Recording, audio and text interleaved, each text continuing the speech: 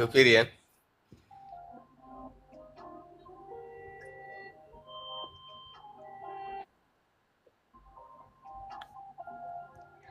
කඳුළු දාමනිතුවත් දෙරනොදනේද බිඳුනු දාක මට තරවටුනුමනේද රිදුම් එපා පින් කළ සිත කිසිදාක ඉන්න ළඟින් සඳ දෙව්දුව හැමරේක කවියක් වී තොල් පෙටි මත මුමුණන්න හිමි හිමි හිට ඔබ මගේ තොරුලට එන්න දසුනක් වී නිදිවරනිත් ඇහැරන්න